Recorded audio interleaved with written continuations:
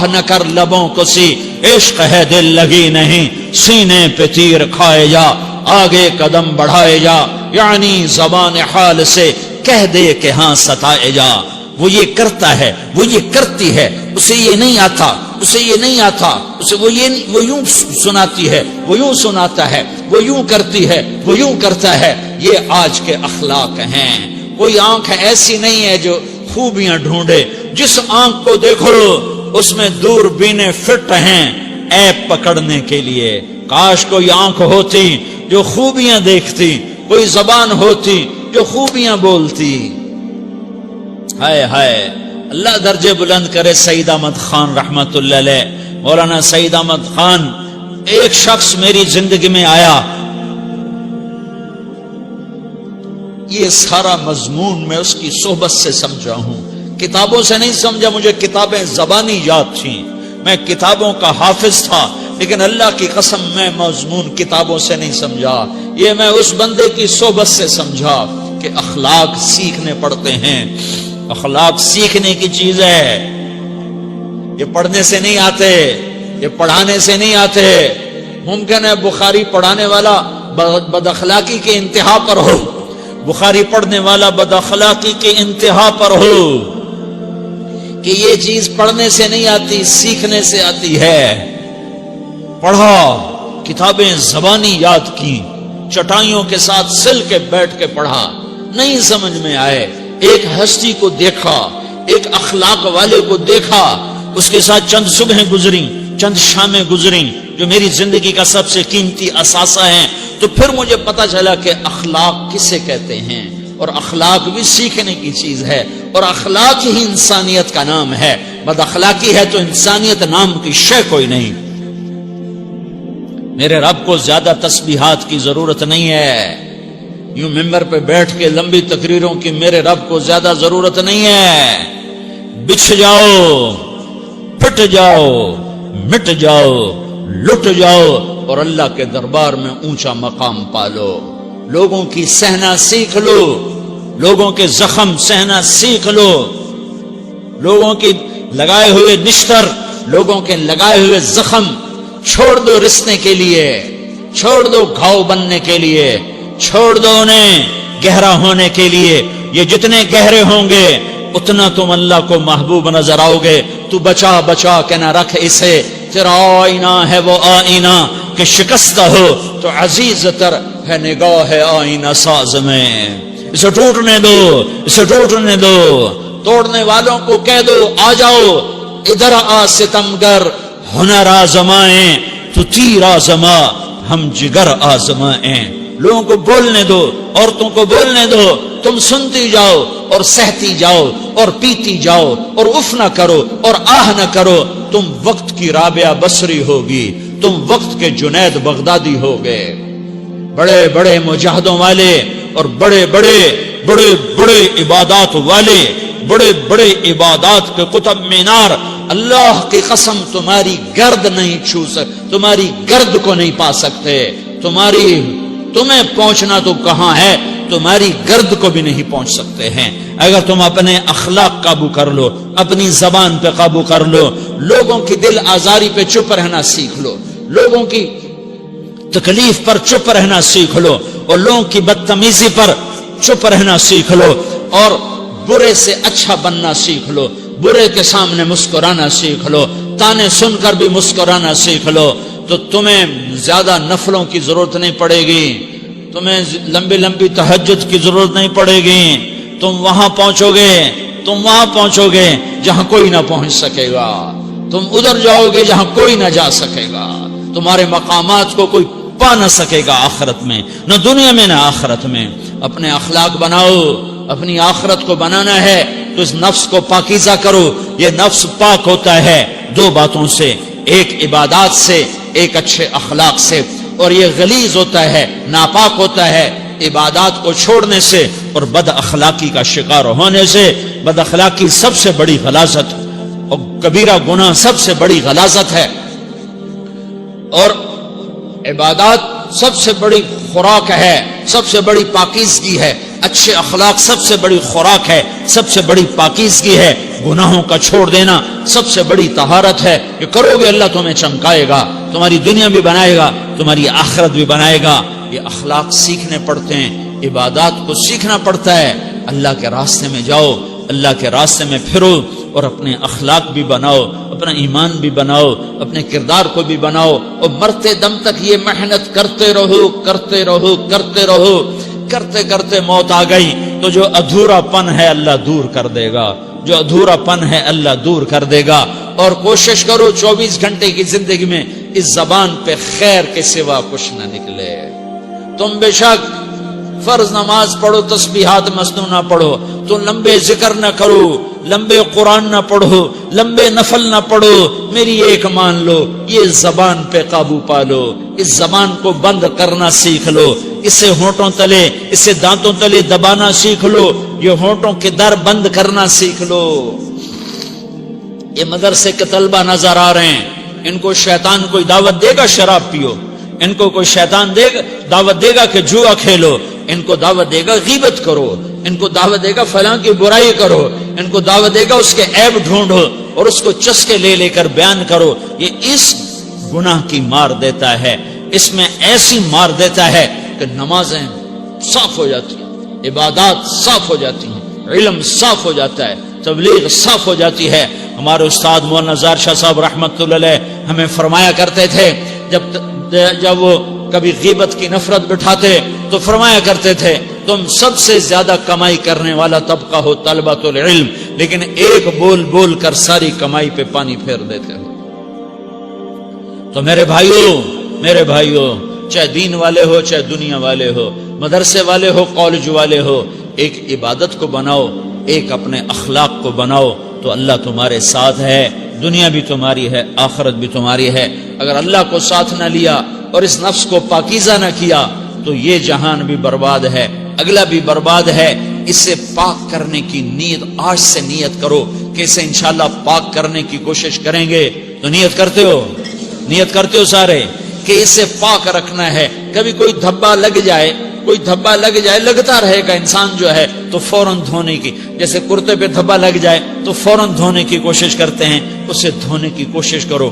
آنسوؤں کا پانی بس بڑے سے بڑے داغ کو دھونے کے لیے آنسوؤں کا پانی چاہیے، اور زیادہ پانی بھی نہیں چاہیے۔ ایک مکھی کے سر کے برابر تمہاری آنکھوں کے کٹوروں میں آنسو تیر گیا جو صرف تمہارے اندر کو تر کر گیا، باہر نہ نکل سکا۔ تمہاری آنکھ اتنی بخیل ثابت ہوئی کہ تمہیں آنسو کا ایک قطرہ نہ دے سکی، لیکن اتنا دے دیا کہ تمہارے کنارے بھیگ گئے۔ تو تمہارے بڑے بڑے داغ اللہ دھو کے صاف کپڑا تمہیں ہاتھ میں پکڑا دے گا، تمہارے ہاتھ میں پکڑا دے گا۔ تو جب ہو جائے توبہ کرو، جب ہو جائے آنسوں سے صاف کرو، آنسوں نہیں نکلتا تو آہوں سے صاف کرو۔ تمہاری آہیں بھی اس سے صاف کر دیتی ہیں، تمہارے آنسو بھی اس سے صاف کرتے ہی کرتے ہیں، تمہاری آہیں بھی اس سے صاف کر دیں گی۔ تم کہتے ہو جی دل بڑا سخت ہے، آنسو نکلتا ہی نہیں، تو تم کچھ آہ ہی بھر دو اللہ کے آگے، تو وہ بھی تمہیں کہاں سے کہاں پہنچا دے گی۔ تو میرے بھائیو اس کی نیت کرتے ہو نا، پچھلی پر توبہ کرو، پچھلی پہ توبہ کرو، پچھلی پر توبہ کرو، اگلی صحیح گزارنے کی نیت کرو۔ تو توبہ کی بھی نیت کرتے ہو تو کہو یا اللہ میری توبہ، پھر کہو یا اللہ میری توبہ۔ برداشت کرنا سیکھو گے۔ یاد رکھو میرے بچوں، اگر آپ صبر سیکھ گئے تو کوئی آپ کو پکڑ نہیں سکے گا۔ یہ جو ریسنگ گاڑیاں ہوتی ہیں نا، فراری اور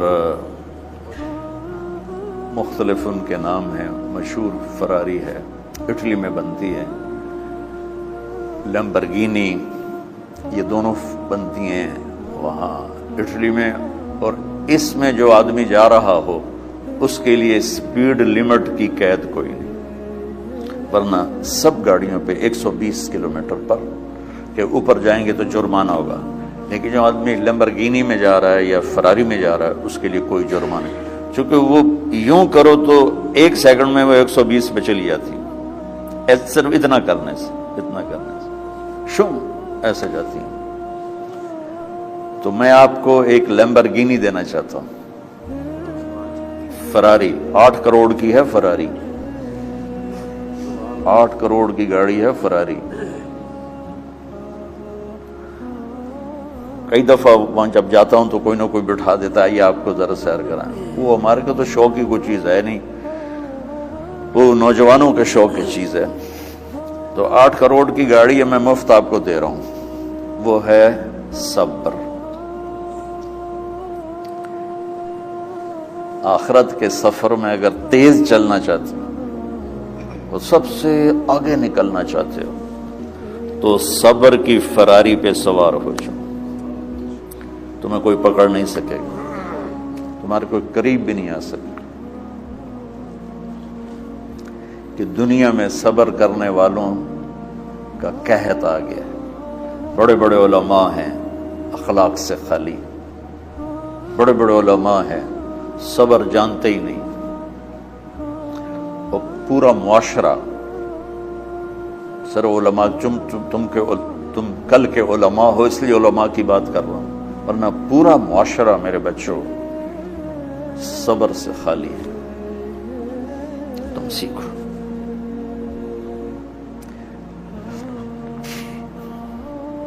دیکھو میری ایک بات سنو، علم کی کمی ہو تو اچھے اخلاق اس کو چھپا دیتے ہیں، اخلاق کی کمی ہو تو بڑے سے بڑا علم بھی اسے چھپا نہیں سکتا. سارے عیب ہوں اور اخلاق اچھے ہوں تو اخلاق وہ چادر ہے جس میں سارے عیب چھپ جائیں گے. بس ساری صفتیں ہوں اور بد اخلاق ہو تو ہر صفت کو بد اخلاقی چھپا دے گی. میرے نبی نے نماز لمبی پڑھی، اللہ نے روک دیا، کہ نہیں چاہیے. ما انزلنا علیک القرآن لتشقی، مختصر نماز پڑھیں، درمیانی نماز پڑھیں. پیسہ سارا خرچ کر دے، اللہ نے روک دیا. ولا تبسطها کل البسط، میرے نبی سارا خرچ نہ کرو، کچھ بچا کے بھی رکھو. تبلیغ میں اپنی جان کھپائی، اللہ نے اس سے بھی روک دیا. فلا تذهب نفسك علیہم حسرات، تبلیغ کرو خود نہ مر جاؤ. تبلیغ کتنا بڑا عمل ہے، اللہ نے کہا اعتدال سے. نماز کتنا بڑا عمل ہے، اللہ نے کہا درمیانہ ہاتھ رکھو. مال خرچ کرنا کتنا بڑا عمل ہے، اللہ کا درمیانہ ہاتھ رکھو. جب میرے نبی میں نے اخلاق میں بلند پرواز دکھائی تو اللہ نے کہا شاباش انک لعلی خلق عظیم. میرا نبی میں آپ کو شاباش دیتا ہوں، آپ کے اخلاق بڑے عالی شان. یہ نہیں کہا کہ اتنے بھی ذرا تھوڑا اکھ بھی کھائی کر کو کوڑا ہویا کر. تو تم مولوی بڑے غصیلے ہوتے ہو. تم میرے بچے بیٹھو نا، اس لیے بات کر رہا ہوں. صبر نام کی شے ہی نہیں ہوتی. فقہ پڑھنا تو ہماری مت ماری جاتی. قرآن کو بھی فقہ کے انداز میں پڑھتے ہیں، حدیث کو بھی فقہ کے انداز میں پڑھتے ہیں. بخاری سے زیادہ امام بخاری پڑھاتے ہیں. ترجمۃ الباب پہ اتنا وقت لگا دیتے ہیں کہ حدیث جو اصل چیز ہے اس کی طرف توجہ نہیں جاتی. امام بخاری کی کتاب کا مقدمہ کوئی نہیں، تو اس پر جب بخاری شروع ہوتی ہے تو ہفتہ ہفتہ اس پہ سبق چلتا ہے کہ امام بخاری نے مقدمہ کیوں نہیں لکھا. جی میں سارے مل کے یعنی امام صاحب نے تو گلاں کی جان.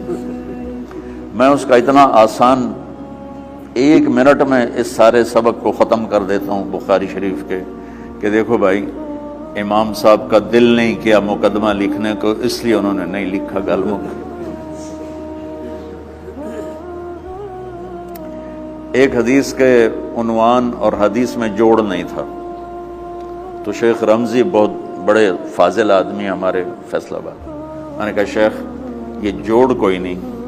کہ شیخ هذا من اصعب ابواب البخاری، یہ بخاری شریف کے مشکل ترین ابواب میں سے ہے۔ میں نے کہا بڑا آسان کام ہے، امام بخاری بھول گئے، ترجمہ کوئی اور تھا، حدیث کوئی اور لکھ دی، بھول گئے، بشری تو ہیں، کیوں بچوں نے مصیبت پان دیا۔ تو بچوں شوق سے جاؤ، بہانے نہ کرو، ہماری طرح تھوک ڈال کے پیٹ میں درد وہ شامہ پہ جان گیا پھر توڑیاں، ٹھیک ہے نا۔ میں زیادہ بول نہیں سکتا ہوں، ضروری سمجھ کے آیا تھا کہ تم خوشی سے جاؤ۔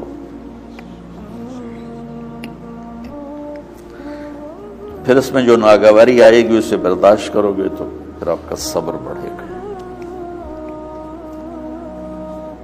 تمہیں صرف میری شہرت نظر آتی ہے، اس میں جتنا مجھے صبر کرنا پڑا ہے وہ تمہارے سامنے نہیں ہے۔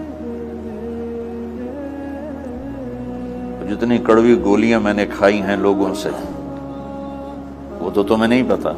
اب تمہیں اتنا نظر آتا ہے کہ واہ واہ ہو رہی ہے آگے پیچھے لوگ، میرے اللہ کا کرم ہے، میری کیا اوقات، آج ہوں کل مر جاؤں گا، اولاد کو بھی یاد نہیں رہے گا کہ طارق جمیل کون تھا۔ جو ہے اس میرے رب کا کرم ہے، مجھے اپنی شہرت سے کبھی دھوکہ نہیں لگا۔ تو میرے بچوں اس لیے بتا رہا ہوں، کوئی فخر نہیں، کہ مجھے اپنی شہرت سے کوئی دھوکہ نہیں، ایک لمحے کے لیے بھی مجھے دھوکہ نہیں۔ میرے دل کی گہرائیوں یہ بات اتری کہ سب میرے اللہ کا فضل ہے، اور برائی کرنے والا اور اچھائی کرنے والا میری نظر میں برابر ہو گیا ہے۔ برابر ہونے کا مطلب پہلے سمجھو، تو مجھے گالی دو گے مجھے تکلیف ہوگی، تو میری تعریف کرو گے مجھے خوشی ہوگی، اس کو برابری نہیں کہتے، وہ تو ایک طبعی چیز ہے۔ یہ میں نے ہاتھ پہ اپنا ہی ہاتھ مارا تو اس کو درد ہو رہا، تو اگر میں مولوی شوکت صاحب سے بدتمیزی سے بات کروں گا تو ان کو تکلیف ہوگی، اور میں ان کی قربانیاں بیان کروں گا۔ یہ ذرا کھڑے ہونا، ادھر ہاتھ دو، یہ اس سارے نقشے کے بانی ہیں، یہ پہلی اینٹ ہے۔ یہ 3000 روپے اس وقت لے رہے تھے 1985 میں 86 میں کراچی،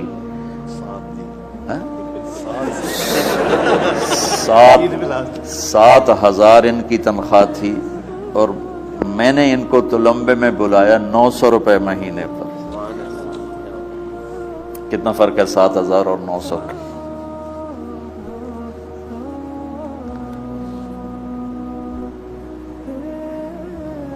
لوگ میری تعریف کرتے ہیں، میں اللہ کا شکر ادا کرتا ہوں، اور اس پہ میں تکبر میں نہیں آتا۔ یہ ہے مدح اور ذم برابر ہو جائے، یعنی تعریف کرنا اور برائی کرنا برابر ہو جانے کا مطلب یہ نہیں ہے کہ برائی سن کے اثر نہیں ہوتا اور تعریف سن کے اثر نہیں ہوتا، نہیں، برابر ہونے کا مطلب بتا رہا ہوں، اس کی توفیق، تائید، رحمت اپنی اولاد کو بتا رہا ہوں۔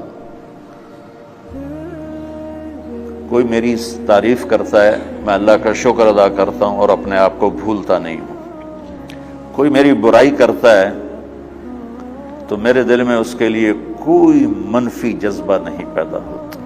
یہ ہے اچھائی برائی کو برابر کر دینا۔ کہ میرے اوپر مختلف الزام لگتے ہیں تو میں ان کو پی جاتا ہوں، اور اس طرح کا معاملہ کرنے والوں سے اپنے دل کو بالکل صاف رکھتا ہوں، بالکل صاف، اور میرا ان سے معاملہ اسی طرح ہوتا ہے جیسے پھر آؤ جی، اپنی وجہ سے کبھی کسی سے قطع تعلق نہیں کرتا۔ تو بچوں، صبر بہت بڑی دولت، یہ تمہاری تبلیغی زندگی میں بھی کام آئے گی، علمی زندگی میں بھی کام آئے گا، جب تم گھر والے بنو گے، شادیاں ہوں گی، اس وقت یہ کام آئے گا۔ ٹھیک ہے، اب بہانہ تو نہیں کرو گے نا، خوشی سے جاؤ گے نا؟ چلو، السلام علیکم۔